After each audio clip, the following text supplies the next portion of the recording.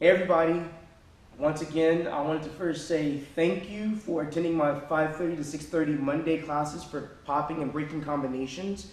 And as promised, I wanted to do a little video that kind of breaks down some of the techniques we'll be working on in classes.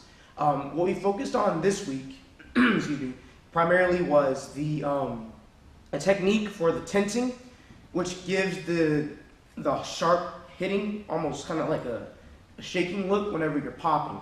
And that's what accentuates the pop, is that one little tense and release technique. So what we did was first we worked on cadence by counting out the numbers, 1, 2, 3, 4, 5, 6, 7, 8 with a particular song to help the kids get the idea and the concept of hitting on beat. Now, of course, a standard 8 count, you have 1, 2, 3, 4, 5, 6, 7, 8. And then you have, your evens or your every other count, which is your 2/4 measure, which is 1, 2, 3, 4, 5, 6, 7, 8, which is what we'll be using for the song that we're working on. And how that works is I had the kids holding up their arms here, almost kind of like they're like saying, like I give up, or if you're a football fan, the extra point is good. And what we did was we practiced tensing on the 2s, 4s, 6s, and 8s of an 8 count. So just for warm-ups, have them going 1, 2, 3, 4, 5, 6, 7, 8. And every time I tense, it's like I'm flexing my arm, like I'm showing off my muscles, and then letting it go.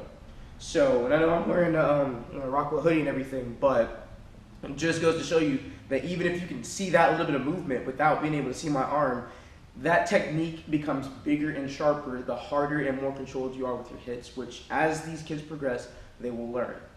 So with the song we're using, we have the hits that go 1, 2, 3, 4, 5, 6, 7, 8. Practicing this for a couple minutes, then shaking your arms out, letting them rest is good. And then have them return to this position here. Now this position is a little more relaxed than this position.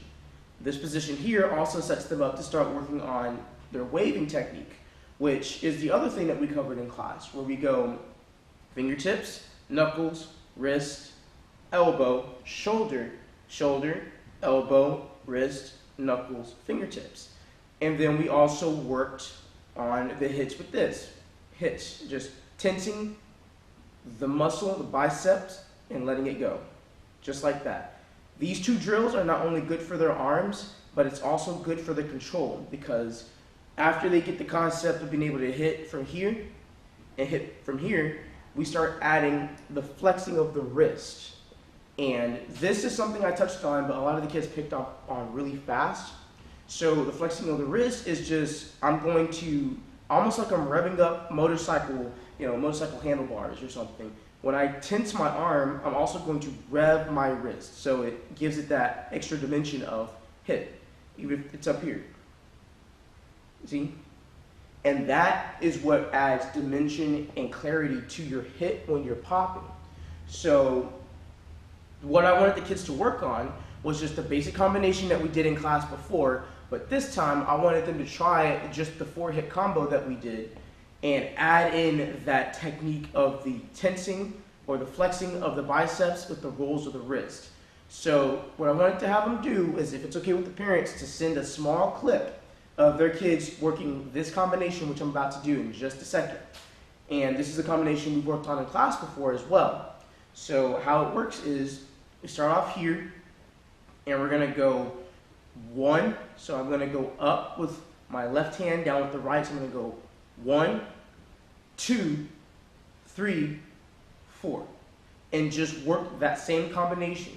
So 1, 2, 3, 4, and then back down.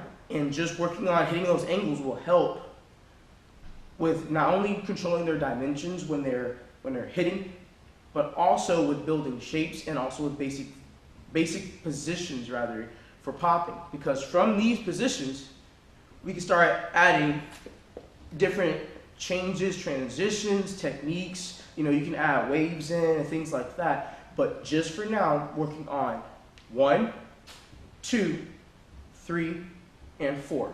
And every time I move, I'm tensing and releasing my biceps and controlling my wrist with that flicking motion that's caused by almost revving and tightening your wrist muscle, just like that. All right? So, once again, just a small clip just to kind of see what they're doing throughout the week, because next class will come in, we're going to start adding all of these techniques back into our choreo, and then we'll be well on our way from there to building an actual piece for them to perform for the parents. All right? And remember, kids, this was your homework, so make sure that you're practicing, because practicing is not just something that you do just to say that you did it. It actually is how you build the character, the technique, and the form that you need. And here at Rockwell Dance Academy, we are all about using the old school techniques to help bring the next generation into all of these different styles with the proper form and looking crisp, clean, and really, really sharp. So once again, thank you guys for coming to the classes on Monday, and I'll see you guys next week. Have a good one.